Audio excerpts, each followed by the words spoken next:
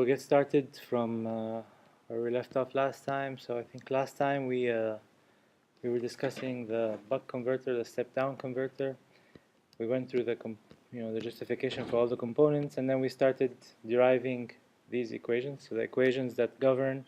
Then the final goal, I don't know what's wrong with the door. The final goal of the set of equations is to what? To help us select the switches and the reactive elements. That is the final goal. I'm not sure what's wrong with the door. The final goal is to be able to select the switches and the reactive elements. Yeah. So we went through the equations in both modes of operation, right? So this is a power supply that operates in several modes. So in this case, it's two modes of operation. One mode is where our switch is closed, so we have a switch.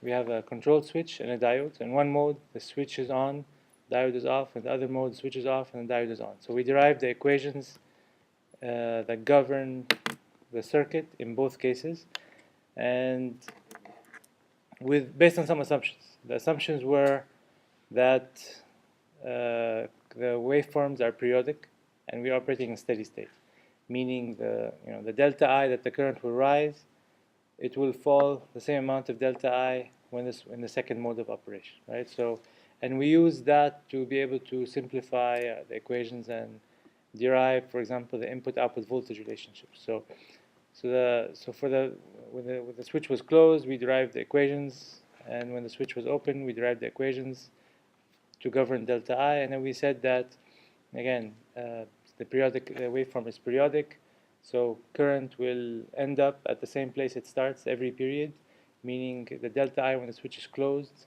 delta current will rise, delta I when the switch is open, current will fall, so the sum of the two delta I's is 0, right? We're starting and stopping at the same point.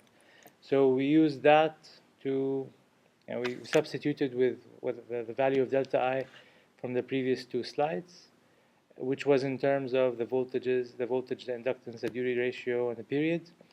And we were able to find it. So after you simplify this equation, we were able to find the relationship between the input and output voltage and duty ratio.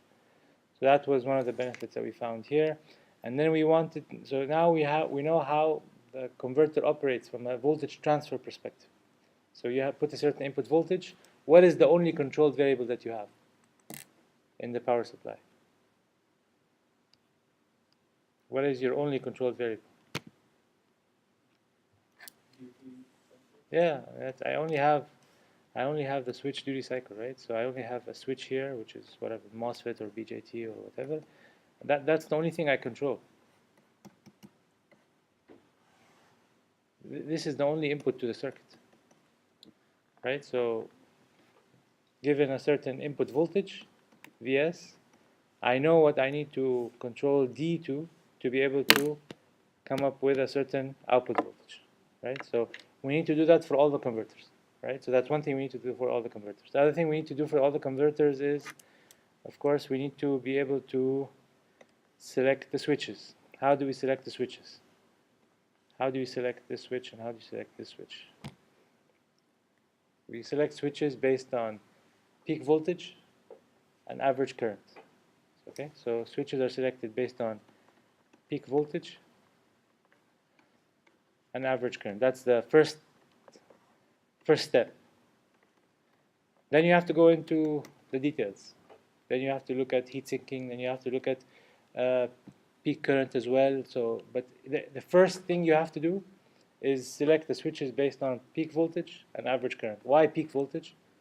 Because dielectric insulation of any material is a certain number, right? So air breaks down at 30 kilovolts per centimeter. If you put 30.5 kilovolts and bring two electrodes less than a centimeter or 1 centimeter apart, air will break down instantaneously, right? So it's not it does not take time for air to break down. The dielectric strength of a material is a fixed number. So the breakdown voltage of a device is a fixed number. So peak voltage is definitely an important criteria because of that, right? Because again, when the device is off, it's basically insulating the contacts from each other. So this material, it has a certain breakdown voltage. So that's one thing to consider. The other thing is average current.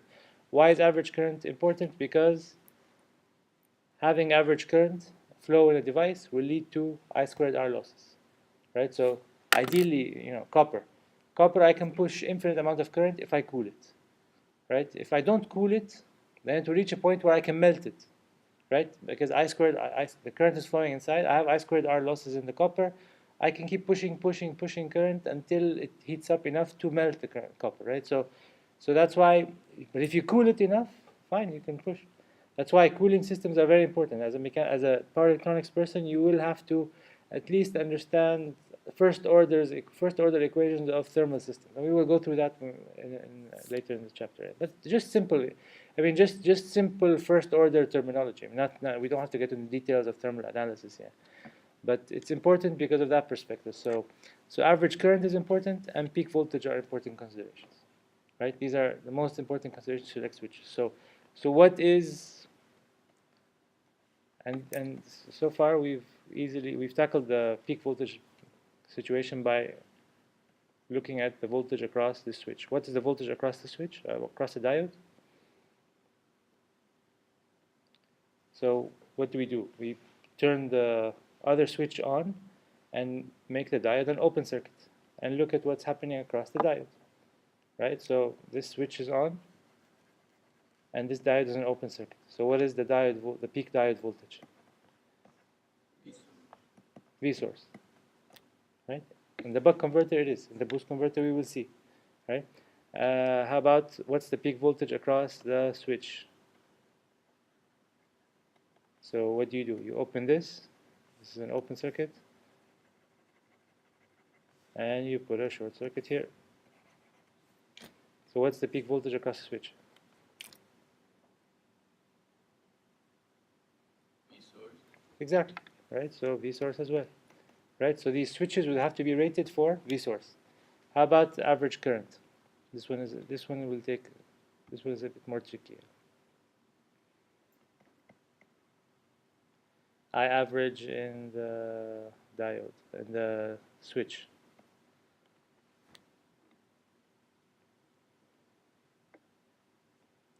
You cannot do it right off the bat. You have to draw the waveforms, right? You have to draw the current waveforms in the switch and draw the current waveforms in the diode to be able to do that, right? So let's quickly review that, right? I'll draw the circuit up here again, and then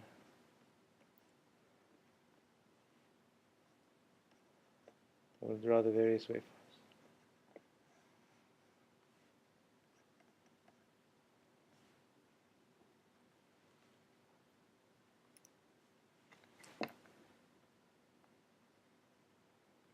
IL. What does IL look like?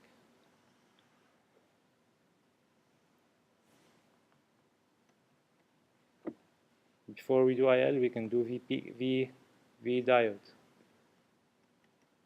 What does V diode look like? The voltage across the diode. When the switch is on, what is the voltage across the diode?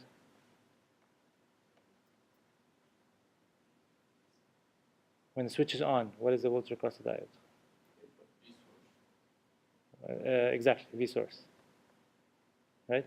The switch is on, means diode is off, so it's an open circuit, so this is seeing V source. So it's V source, and when the diode is on, the voltage across it, of course, is 0. Ideal diode. Right? So it's V source, 0. V source, 0.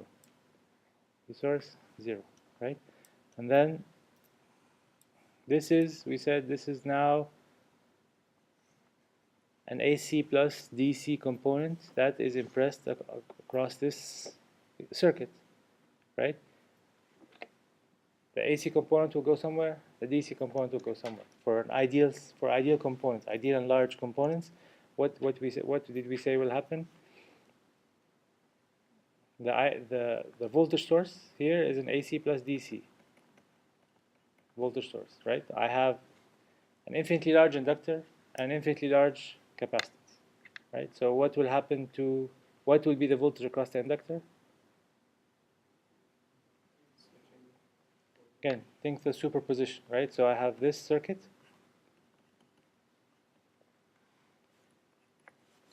Twice. I have a source here, another source in series. One is a DC source, one is an AC source, right? And these are infinitely large ideal capacitances are inductors.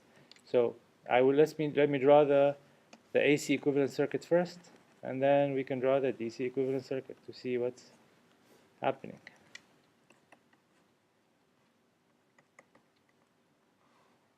Okay, AC equivalent circuit. Capacitor, again, inductor impedance is omega L. Capacitor impedance 1 over omega C. So the AC equivalent circuit will look like what? The capacitor will be a short circuit, because 1 over something very large is infinite, is 0, right? So the capacitor will be a short circuit, and then this inductor is very large, and we have some frequency content, so omega L is, no, omega is very large. Omega L is large, and omega has some value for the AC equivalent circuit, so this is looks like an open circuit, right? So all the AC component of the voltage, so this voltage will appear here, because this is a short circuit, Kirchhoff voltage law around this loop, right? So V source, all the AC component of the source will be placed across the inductor, right? So this is the AC, this is the source voltage, AC plus DC content. Its AC content is the voltage across VL. So if I want to draw VL, I have to take this AC plus DC content, remove all the DC content from it, which is the average value of this waveform. Average value of this waveform is somewhere here. For any square waveform, if we go back to our slide here, for any square waveform like this, the average value, which is in this case V output, is equal to Vs, the peak value, times the duty ratio, which is the square. I mean, this is the property of a square wave, right? Its average value will be equal to duty ratio times the peak voltage, right? So if we go back to what we were trying to do here, let's draw VL. So I know V average value of Vs is equal to Vs times D. D is the duty ratio, so it's the time the device is on, the time my switch is on. Because when the switch is on, the diode is off, and I have voltage across the diode, right? So everybody's okay with that? So this is why this is T on, or the turn on time, or this divided by the full period is the duty ratio, okay? So VL equals this waveform minus this red waveform. So VL looks like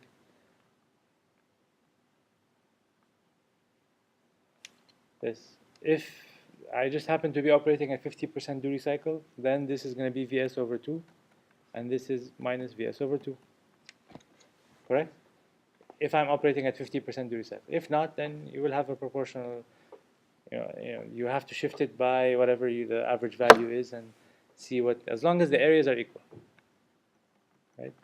If the duty ratio is very large, then the area on top will be small, will be low in magnitude but long, and there in the bottom will be high in magnitude but short, right? If I have a big duty ratio, if D is 0.8, for example, right? But as long as this area is equal to this area, right? And this is called in text, sometimes they will refer to this as volt-second balance of the inductor.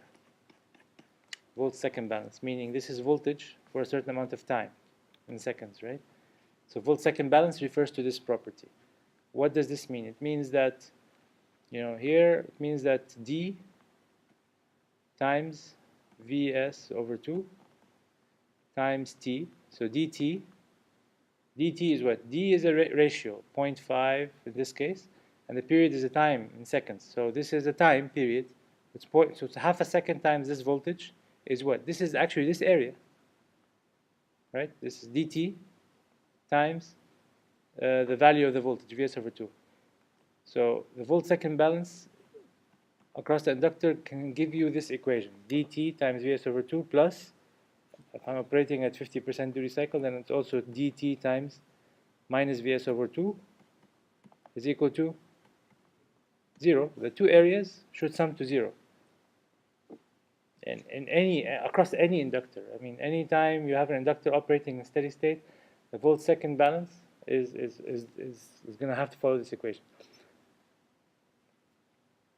And same thing with the capacitor, but it will be charge balance on the capacitor, right? So it's the same. The area under the curve you can come up with an equation for that.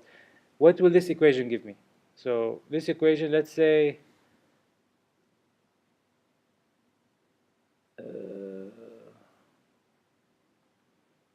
no, it's not. Yeah, it happens to be D, but I can also write this as what?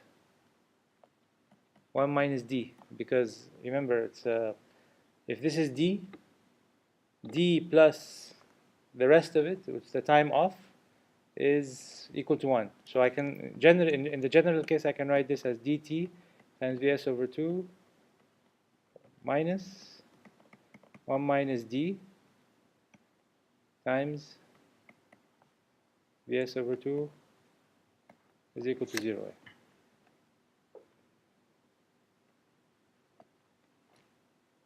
Okay? 1 minus D is equal to D in this case if I'm operating at 50%, right? But generally, if D is referring to the duty ratio of the switch being on, then 1 minus D will be the duty ratio of the switch being off. Okay? You okay with this? Okay, we'll see this in an upcoming slide, but I just wanted to apply it here anyway.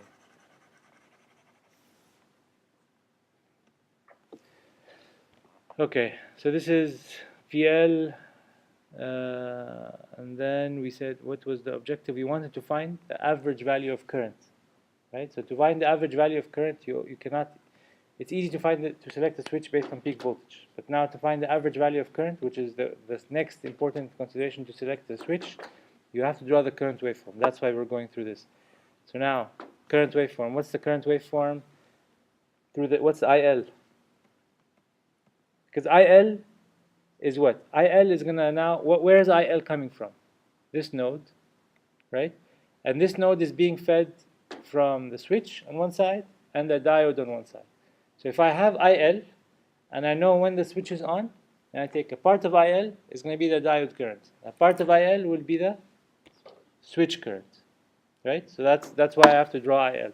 So IL, we said, IL is equal to 1 over L integral of VL dt, right? We said that. And we said we will have start operating in steady state, so we will have some initial value for current that is equal to average value minus half the ripple. We will assume that we're always operating in steady state. So all we care about is really what does IL look like? It's the integral of this voltage, which is a constant, so it's a positive ramp, right? The slope of the ramp is equal to the voltage divided by the inductance, right? Slope of the current is the voltage divided by the inductance, right? So the slope here is the voltage divided by inductance. So positive ramp. And then when the voltage is negative, it's a negative ramp. Positive ramp, negative ramp. Okay?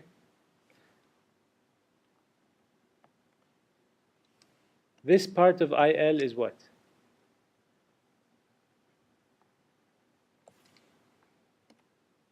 What is it, the switch current or the diode current?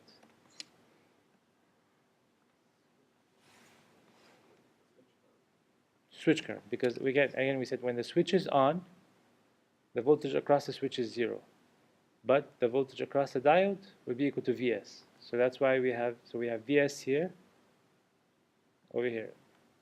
This is the diode waveform, and then we removed the DC value of that, and we drew VL, and then we drew the corresponding inductor current, and then now we go back to what part of this inductor, what does this resemble? What part of this inductor current does this resemble? We said that this part of the inductor current resembles the current that's flowing through the switch now, because when the switch is closed, we have Vs, and then hence positive V voltage across the inductor. So this part is the switch current. So switch current looks like this. This is I switch. How about diode current? diode current is 0 here because it's open, right? And then it's like this. Okay, so this is diode current.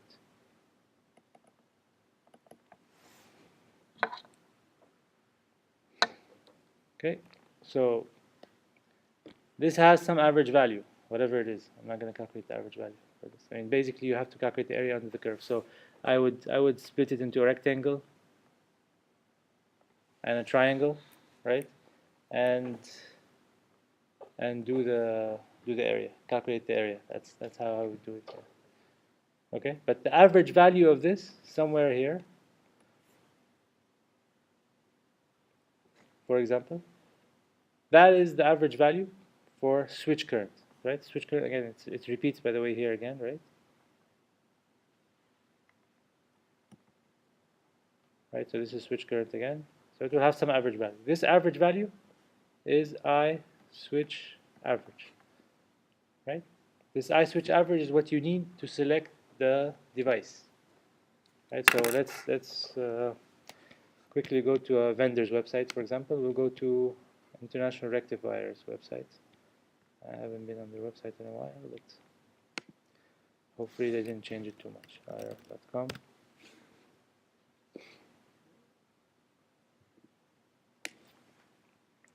So we want to select, for example, we'll put a MOSFET there, right? For that switch, we'll use a MOSFET.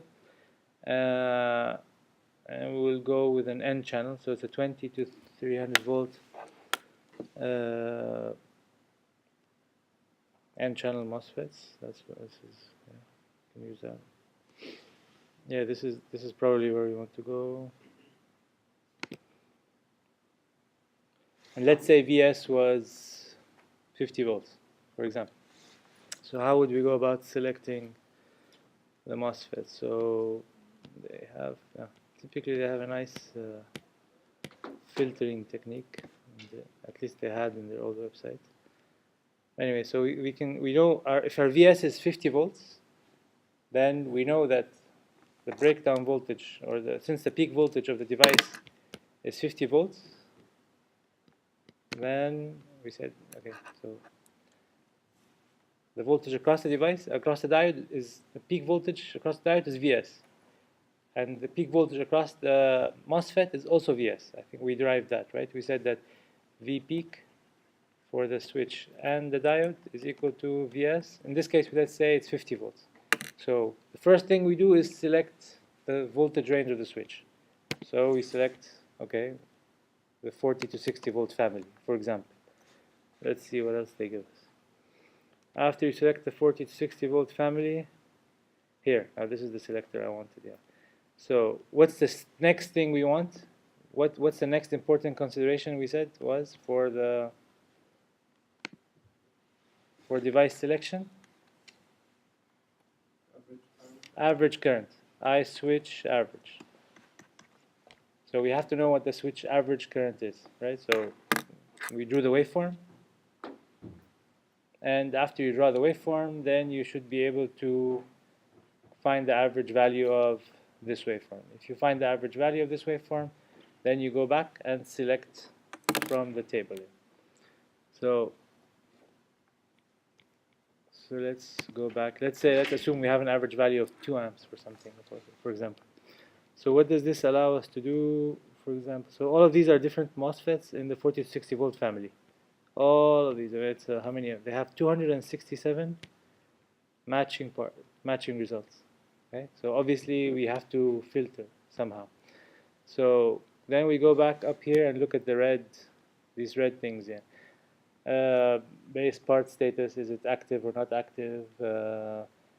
Breakdown voltage, we said it's 40 to 60 volts. VD, VB, RDSS, they refer to the voltage breakdown.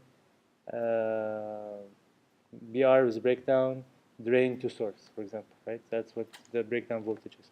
And then they refer to, the package.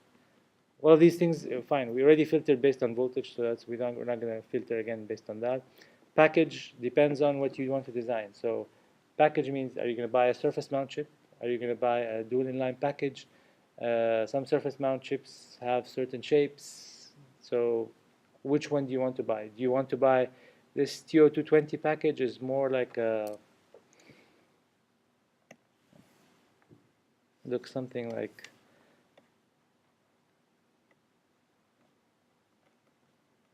this, right? This is a TO220 package, and TO247 looks the same but maybe bigger. I don't know. DPAC and PQFN are all the types of different types of surface mount packages. SO8 is a type of surface mount package with eight pins. So all of these will depend on what you're designing for, and then different packages will also have different thermal capabilities, right? So if you're designing with a very small package with no metal metal in the back, for example, versus if you have metal in the back, meaning physically they've actually connected the device, one of the device's terminals, for example, to a piece of metal on the back of the device. They would do that to help heatsink, right? So if you're connecting the device, the silicon itself, with the metal, then you have a better thermal conduction than if you have the device, the silicon, enclosed in a plastic package, right? It's a different type of package, right? So if you're operating at, you can be running the power supply at the same voltage levels and the same current levels, but one is running inside the fridge and one is running downhole in the oil field, right? So because of the ambient temperature, you want to make sure that you choose a package that is able to dissipate heat better. Do you want a small package or a big TO220 package? Again, bigger heat sinks are better. Larger surface area dissipate better heat, right? So it depends on the application, right? You want something for a mobile phone. You want it as small and as cheap as possible. You want this guy, if he puts this mobile phone downhole, it's not going to work, right? So that's an obvious thing. But if he keeps it at home, it should work. So you don't want to use a package a package that dissipates the heat in a certain way, right? You want something as cheap as possible, as thin and as small as possible. You want something to work on a flexible electronics board. That's different than something that will work on a fixed board, right? So these different packages are differentiated mechanically. It's a mechanical consideration. RDS-on defines the amount of loss in the device, right? So that's the drain to source resistance. Ideally, I want to choose the one with the smallest drain to source resistance, but fine, this is not the initial consideration, because first I have to make sure it satisfies my average current. Basically, my current and voltage characteristics first. So now I get to the nice stuff. So this here tells you the ID is the drain average current at 25 degrees Celsius. Okay, so if you are operating a device at 25 degrees Celsius, this is the average current allowed by these switches here. Okay, so let's see if they give you this at another temperature. They should, but they don't. They only give it to you, but inside the data sheet you will find probably, if they give it to you at 100 degrees C, I mean, they're going to be proportional, right? So if a device is pushing, if you can push a lot of current to a device at 25 C, then it's going to be proportional at 100 C. It's going to be less, but compared to another device that was less at 25, you probably will have, the same proportionality of current at temperature. Current at temperature would decrease, so that will have probably more detail in the datasheet. So now let's sort based on this, for example. Let's see. Some of them maybe didn't have that value listed in the datasheet, so maybe that's why they are empty. Of course, you have to dig into the datasheet and see why they didn't list that here. But for example, here they start putting now here. So now average currents are starting to show up, 2, 4, 9, blah blah blah, etc., until here, as you see, until 400 we saw numbers up to 400 here. So up to 564 amps, average value of current, right? So it's the same family of, same voltage rating, but very different current rating. So then basically you have to go in and choose which one you want. Let's say your average current was 4 amps, okay? You can go and choose this device, or you can go and choose this device. You can choose anything above 4 amps. Of course, if you choose something way above 4 amps, the price will be different. So they sometimes show the price as well. I don't know if they show here. No. They sometimes, they used to show, at least in their old circuits here, for like quantities of 1,000, they would tell you how much the price is, right? So further filtering it. But anyway, so choose one. For example, this one is fine, and then maybe choose. Yeah, let's choose these two. For example, let's see maybe if it gives us more information.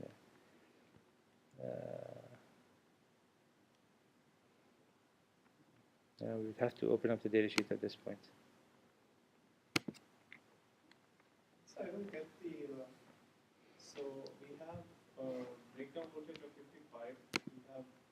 Yeah. Oh, it's milliohms. Oh. Where's milliohms? No, the here. sound. Yeah, no, that's milliohms. It's milliohms. Yeah. So now, actually, this one won't work because our breakdown voltage is at 50 volts. So this won't work actually. So the next one that will work would be this. So it would be, we will only be able to use a 4 amp device or a 10 amp device in our application in this case. Yeah.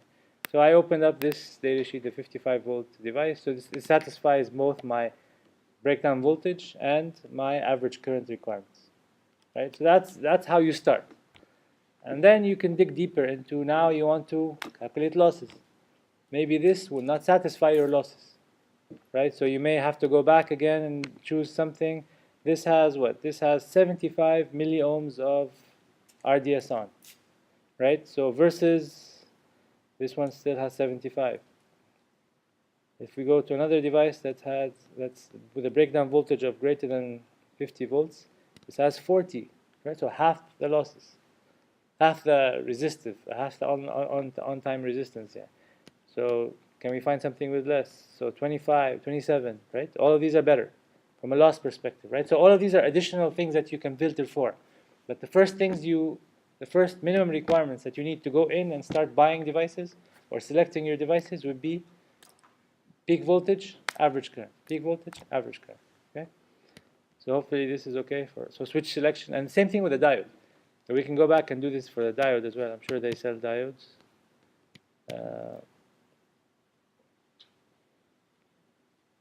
IGBTs, BCC converters. They sell silicon carbide. In the if you make a student account, they send you free. Yeah.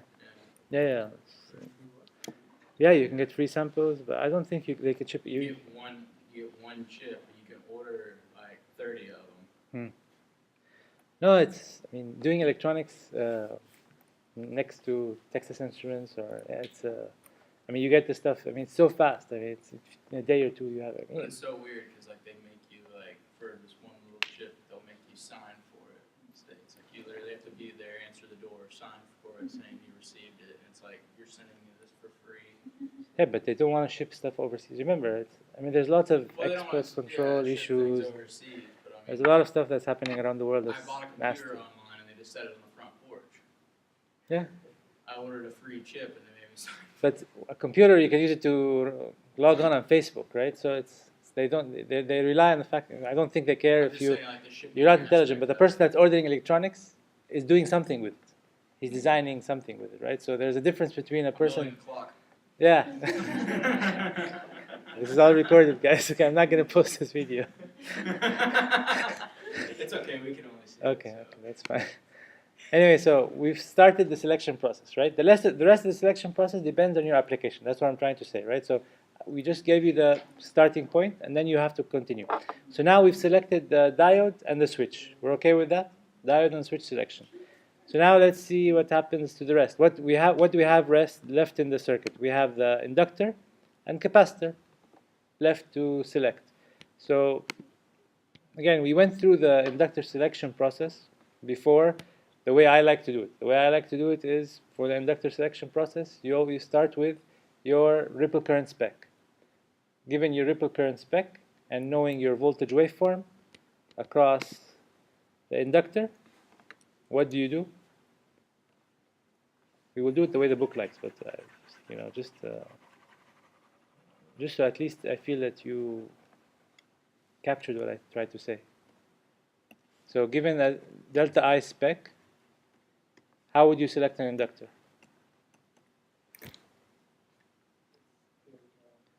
Delta lambda over delta I spec. Right? Delta lambda is the area of the integral of voltage. Right? So it's this area here. So if you have this area, this is the delta lambda I'm referring to. This is the amount of flux linking the coil that you've added due to the voltage that you've placed across the inductor at this period of time. Right? So I put some voltage across the inductor, it has pushed current. This current has pushed flux around the inductor that has linked the coils of the inductor. So I'm storing the energy in this flux linkage. Right? So, and then I collapse it here. I put an opposing flux linkage so that I bring down the inductor current again because I'm operating in steady state. Right? So calculate this area, divided by your ripple current spec, you will have the value for L that you want. This L that you want is something now you can consider this idea of, the discontinuous current operation, right? Here I'm operating in continuous current mode. I'm operating with a certain delta I and a certain value of average current, I average. Average inductor current, by the way, is equal to what? How do I know that? What's the value of the average inductor current?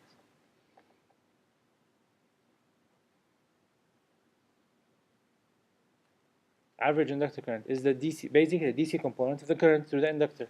So then draw the DC equivalent circuit. Just easy. Draw the DC equivalent circuit. Then the switch. I don't care about. I'll draw the switch. I'll draw the diode. But the DC equivalent circuit of this impedance circuit that I drew has a DC source, right? And this inductor was an open circuit. The inductor was what? For DC, short circuit, and the capacitor was an open circuit. Right? So, short circuit, open circuit. So what is my average inductor current?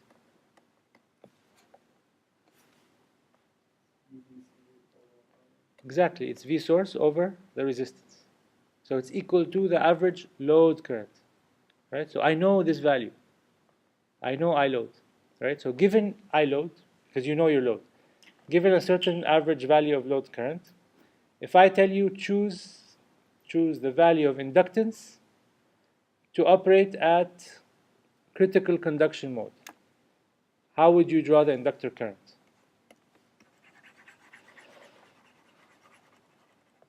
Remember, we're starting from knowledge of, I know my load, I know my average load current.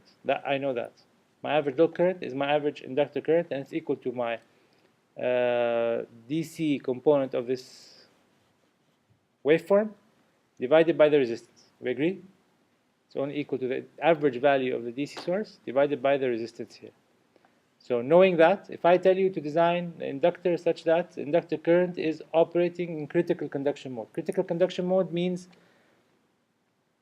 the inductor current here touches zero every time. Touches zero. Does not cross zero, touches zero every time. Then you design it this way. Then you will choose a ripple spec in this fashion. Delta I spec will be this value of current. Knowing the average value of current, you will have to find a delta I that's a huge delta I that will allow you to operate in this fashion. What is this delta I?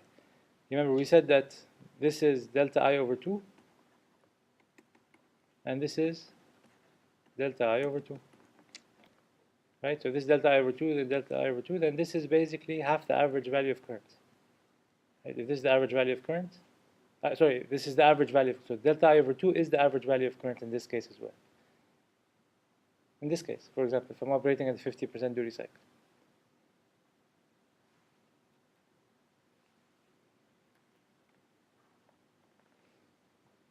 Everybody's okay with this? So this is average value of current. This is I max here is equal to average value of current plus delta I over 2. And here it's minus delta I over 2. Okay, if I'm operating at 50% duty cycle, then delta I over 2 is also equal to my average value of current. Just happens to be. Okay, but if I'm not operating at 50% duty cycle, then it's going to be different. Right? Then you have to put all the numbers, and we'll do the calculations in that case.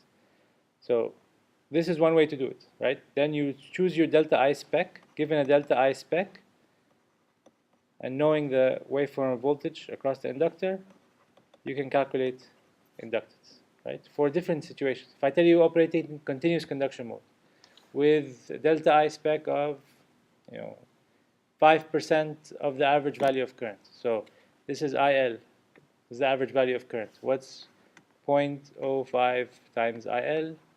That we will say that is equal to your delta I, right? If I tell you make ripple current equal to 5% of your average value of current, knowing your load current, calculate 5% of that, and you will find your delta I spec.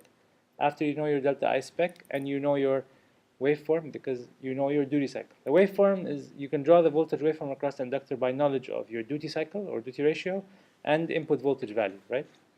That's all you need, duty ratio and input voltage value. And how do you select your duty ratio?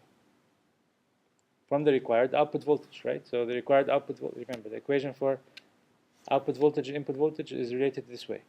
So given a certain input voltage, which you have to know, right? You know, you're buying a battery. This battery is feeding a load that is 1 watt and 0.5 volts.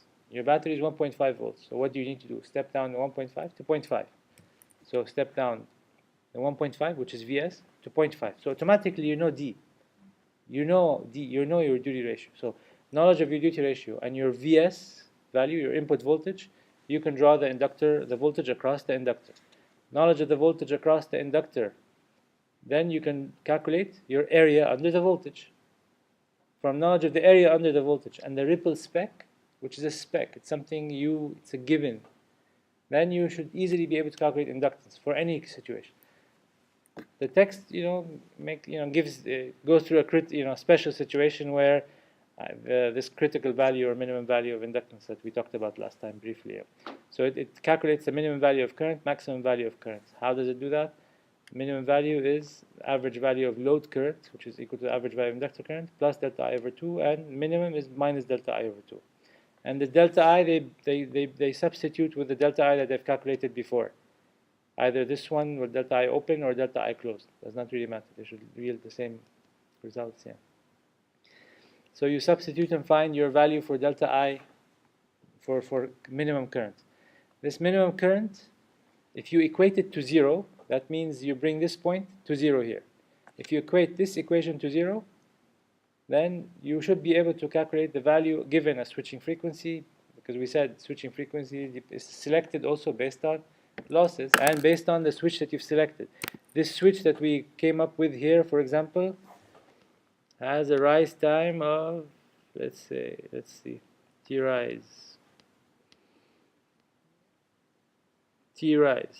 time of 13.4 nanoseconds, and a delay in rise time of 8.1. So there's a delay in the rise, and then the rise time of 8.1 plus 13.4 nanoseconds, and then a delay in the fall and a fall time of 22 plus 17. So let's say it's so rising up, let's say 20 and then 30. So it's 50 nanoseconds, almost, right? 50 nanoseconds, more than 50 nanoseconds, more, right? Yeah, more than 50 nanoseconds for the switch just to turn on and turn off.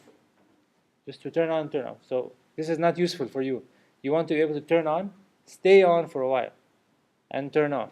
You have to put in a certain duty cycle, right? So that means the minimum amount of time that you can just actually turn on and give a small percentage of duty cycle is 50 nanoseconds. So that limits your highest end of switching frequency. So you can never have a switching period that is 100 nanoseconds, because your switch needs to turn on and turn off in 50 nanoseconds. So if you think that you can have a switching period of 100 nanoseconds, you're dreaming, because the switch will barely be able to turn on and be on for, in that case, 10 nanoseconds, for example, and then fall down again, right? So because it needs 50 to turn on, 50 to turn on, 50 to turn on and off. Sorry. So you will have 50 nanoseconds to control ability only, right? So is that enough? You're losing. So it doesn't make any sense, because if you want to, here, you have 100 nanoseconds, if you say that you want to switch at 100 nanoseconds, your switch needs, let's say I want to turn on, I want a 1% duty cycle, right? 1% in the very small amount of your full, for example, right? So, but your switch to turn on, it needs what? This is 50, and I need to, let's say 20 to turn on, 25 to turn on, here, and then I need 25 to turn off. So this is just turn on and turn off, right? So I lost half my period. I lost half my period for the switch to just turn on and turn off. So can I give 50% duty cycle?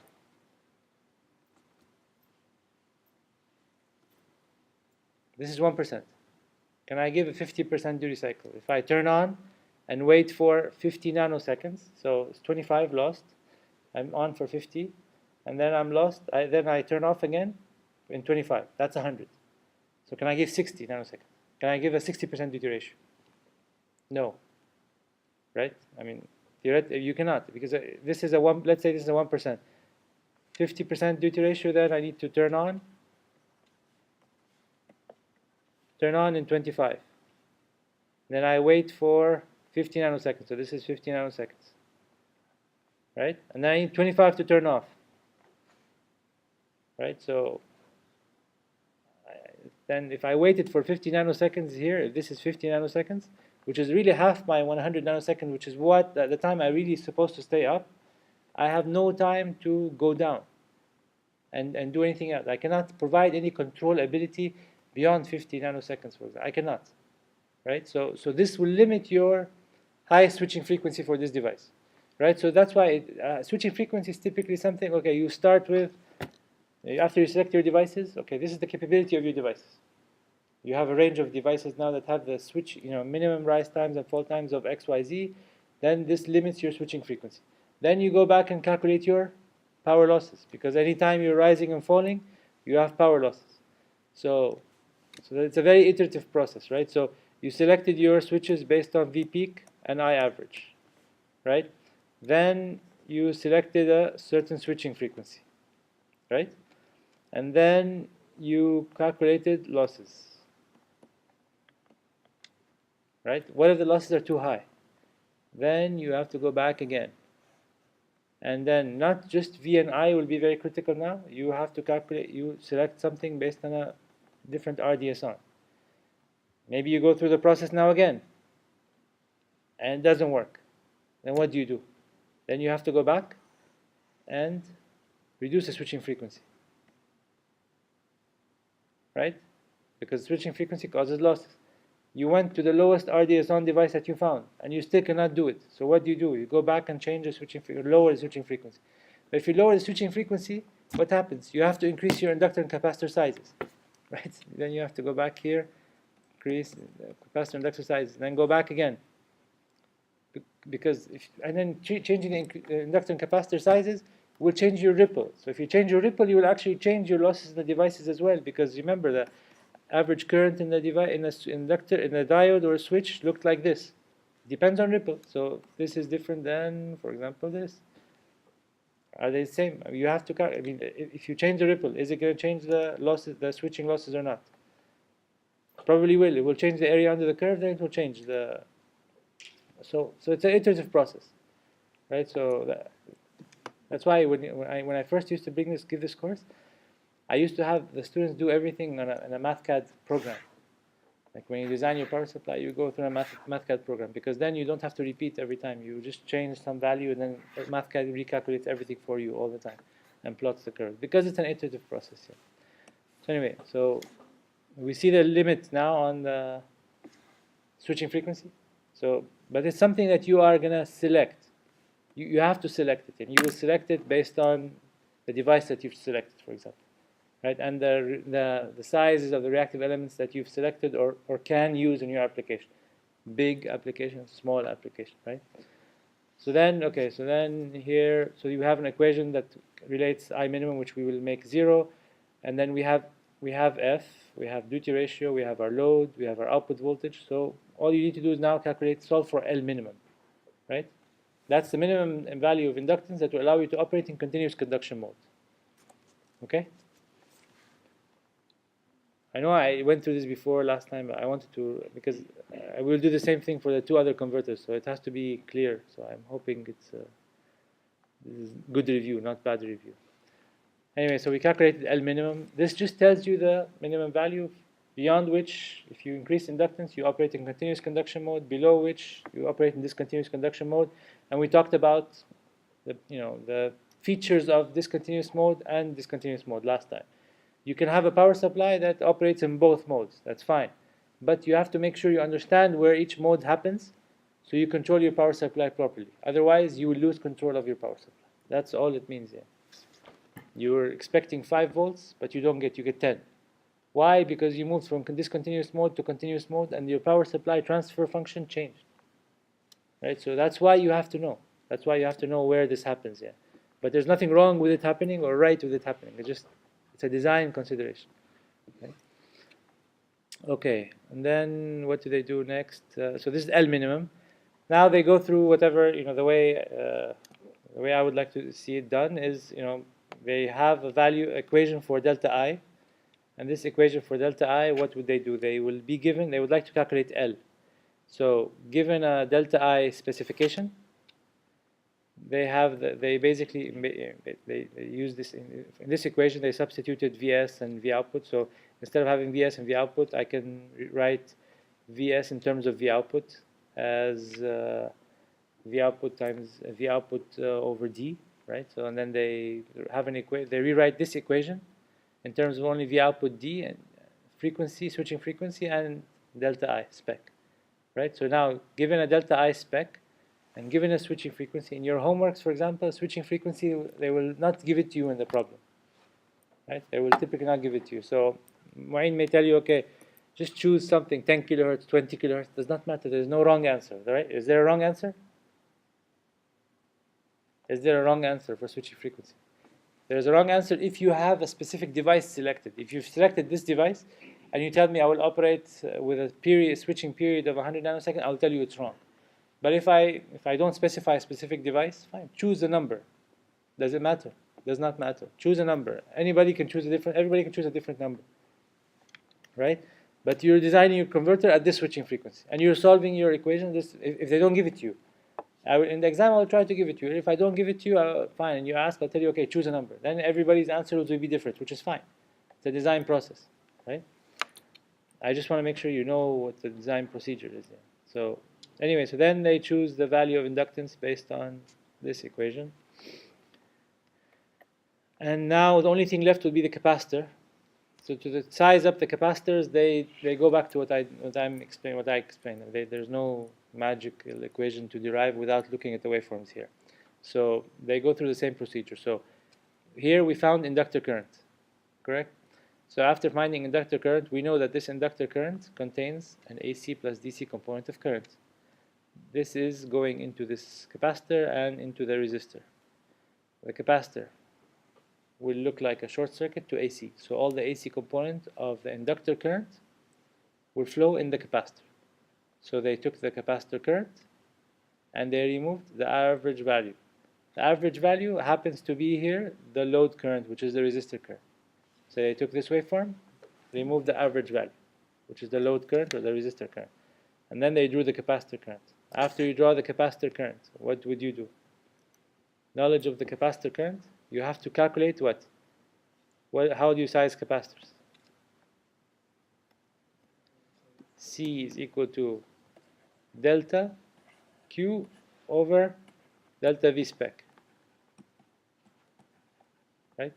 So, and same, L is equal to some area and over a spec, delta I spec. Right? So if the area decreases, C decreases. How does the area decrease? The area decreases by increasing switching frequency or decreasing the period, right? And same thing with the area under the voltage curve. Right? So then they go to the next page. And they say, okay, this is my area under the this triangular section. What does this area equal to? This is a triangle. The area is half base times height, right? So it's half. This is the full period here. So they just said that this is running at 50% duty cycle. So So this is half the period. So because this is half the triangle's height, so this is half the period. It just happens to be that way because they chose an easy number, right? If you have actual numbers, you will base your area on actual numbers, right?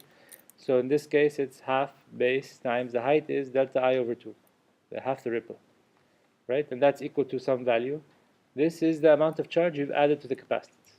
So this amount of charge you've added to capacitance is going to cause some increase in voltage.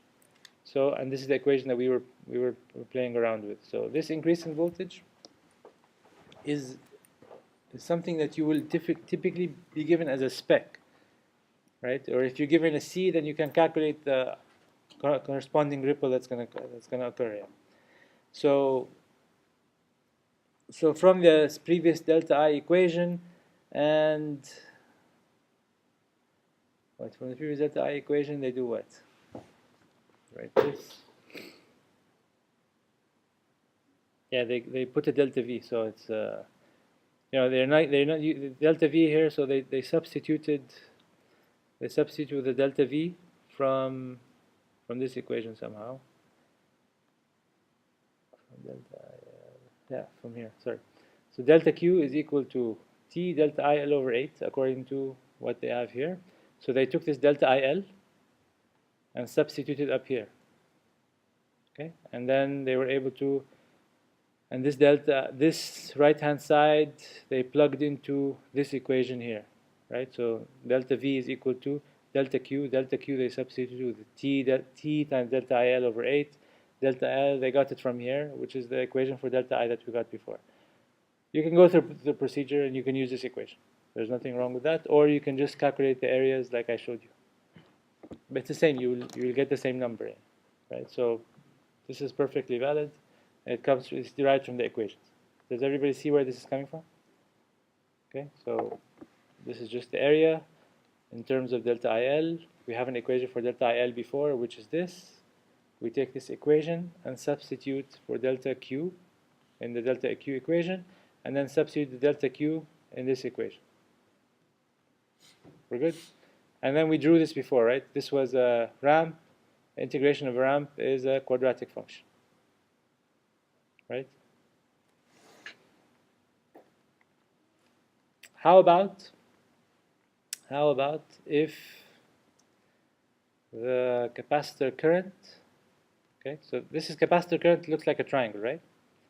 Does capacitor current need to look like a triangle? Not necessarily. Capacitor current can look something like this.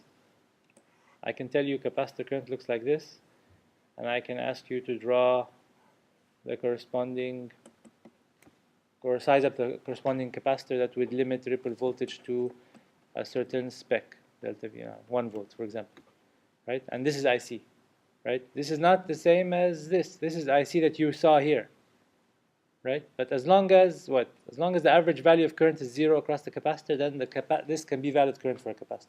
I can give you any waveform that has an average value of 0 and tell you this is capacitor current.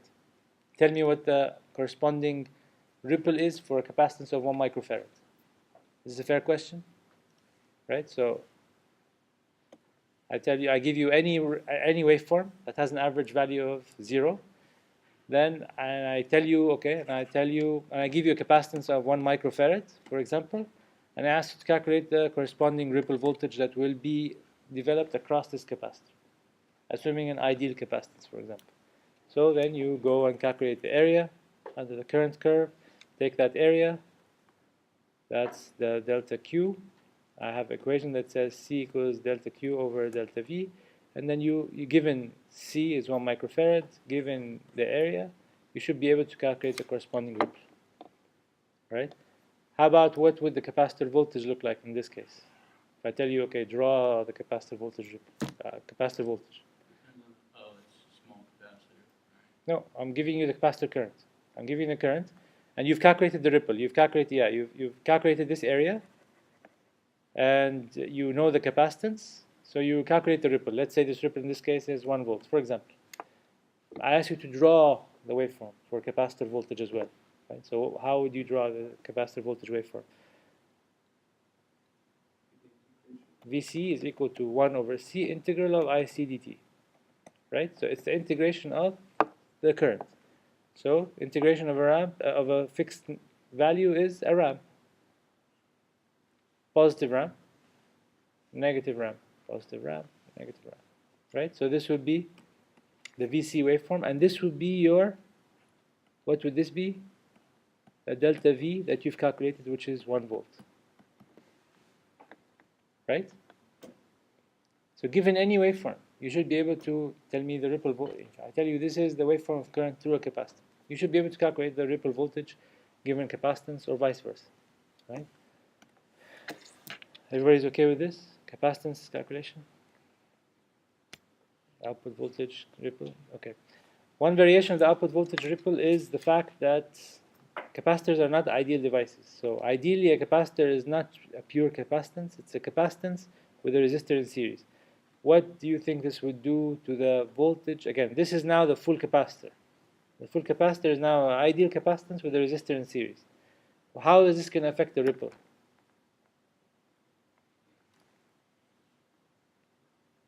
How will this affect ripple?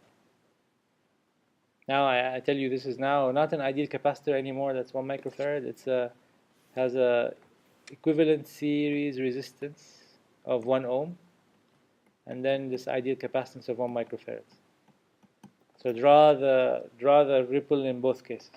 For example, right? You drew it before with no ESR, equivalent series resistance, and then I ask you to consider the value of an ESR equal to 1 ohm, and draw the output voltage or the ripple of voltage across the capacitance.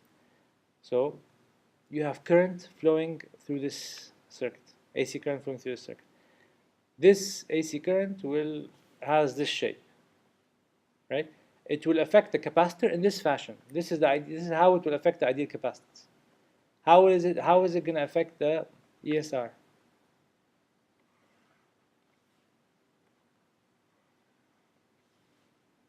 ESR is a resistance.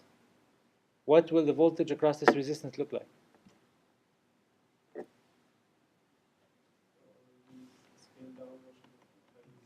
Exactly. It looks exactly like the current, but scaled down by the resistance. So it's going to look like this. So this is the voltage across the equivalent series resistor. Now, what is the voltage across the combination, the real capacitor now? It's the sum of these two voltages, right? So it's this voltage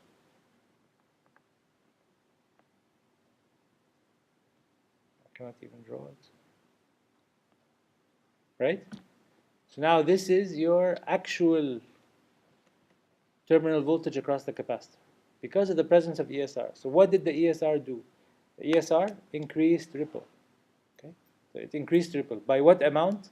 By this amount.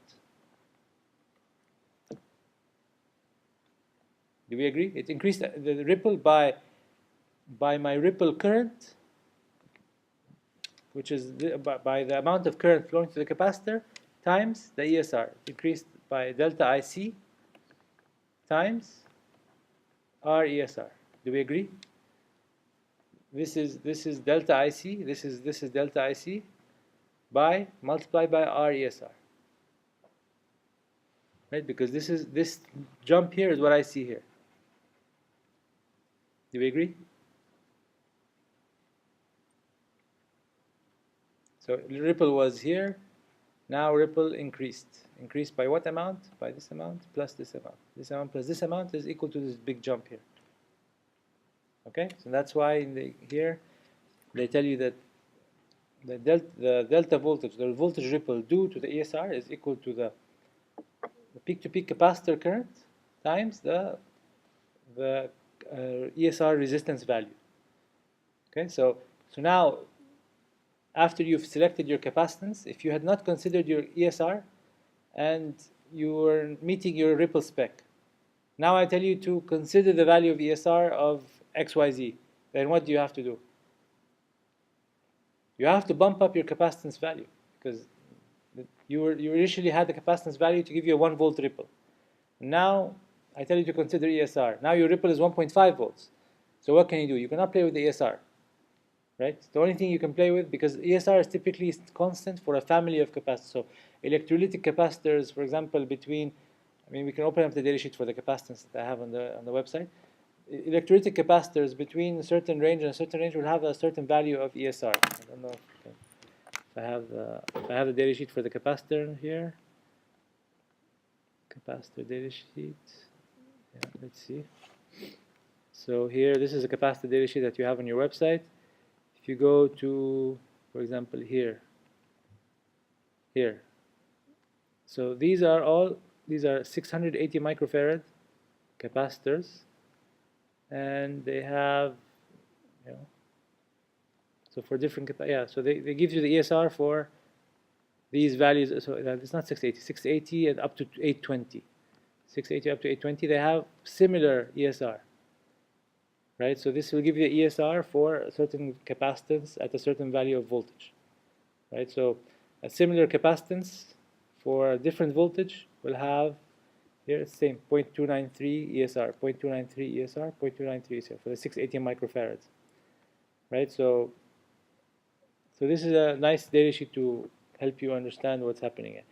In this data sheet, when they refer to maximum ripple, they refer to the maximum capacitor current, basically peak-to-peak capacitor current. That's what ripple current here refers to. Okay, in this data sheet. Okay, so ESR is given to you in the data sheet. It's something that you have. So sometimes you have to consider that. If I tell you to consider that, what will that do? See, this capacitance 6080 microfarads, but it has 0.293 resistance ESR resistance, right? So how about this one? This is 820 microfarad with a lower ESR, right? So if I originally selected 680 microfarad as my capacitance based on ideal capacitance to meet my ripple spec, but now I realize that I have a 0.293 ESR that I have to consider. Can I live with a 680 microfarad capacitance? I cannot. I have to go to a higher capacitance. Choose a higher capacitance and then calculate the corresponding ripple due to the ideal capacitance. Add that to the ripple due to the ESR. Now, do these two meet your ripple spec or not? Right? And that's what they have here, that they're showing here on the slides. So your ripple spec, which is the delta V, that's the ripple spec, should be less than the ripple due to the ideal capacitance plus the ripple due to the ESR. Okay? Is this clear? So these are so now we went through and selected the switch, the diode, the L and the C, right? Based on a few considerations, right? We did not even go and look at RDS-on and calculate losses yet. I mean, it's a it's a very big process here. We did not go and look at heating. We will look at that towards the end of the chapter. But there are so many other considerations, right? But for the interest of time, we sized up our power supply, initial sizing for the power supply. Real component selection, again, you have to consider many other things. For example, the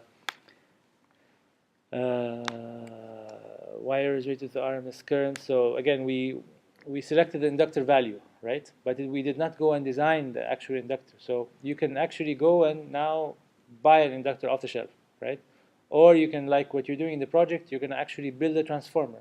Building a transformer is like building an inductor. You will select a core, and then you will select how many number of turns and wind it, and which wire do you use. Again, in the project, you don't even go through that, right? It's the process is quite lengthy actually. So, we want to introduce you to the project, to the topic, but again, to go into the detailed design for inductor design, detailed transformer design, we don't do that. For example, you selected transformer turns ratio, fine.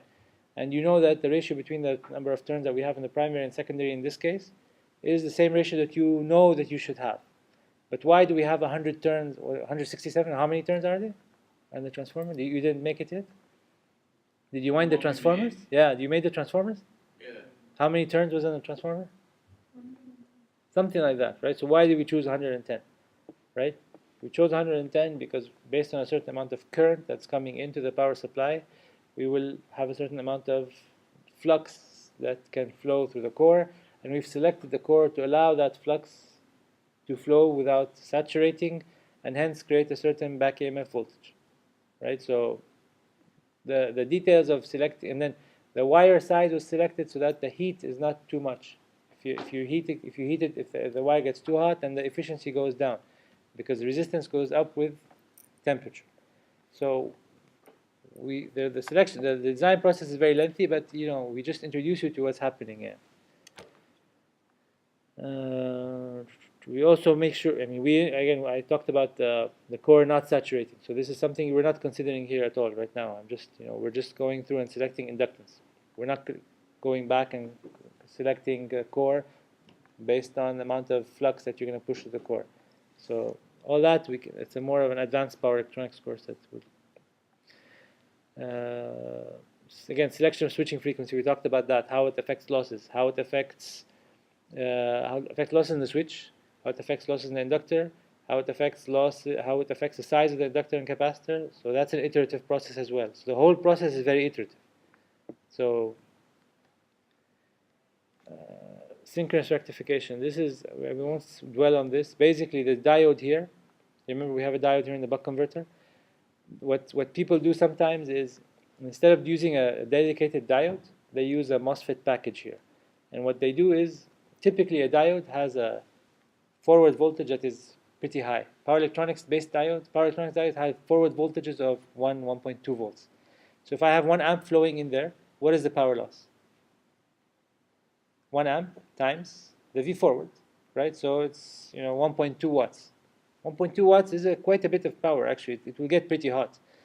But if I choose a MOSFET with 20 milliohm resistance, and I push 1 amp through that, so I have I squared R is my losses in this case. So it's 1 times 20 milliohms. So I have 20 milliwatts. See the difference? So what people do is, they operate the circuit in this fashion.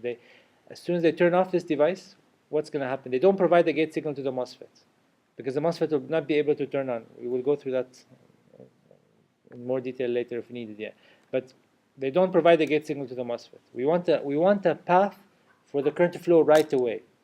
And I don't want to wait for a MOSFET to turn on, right? So we use the diode for initially.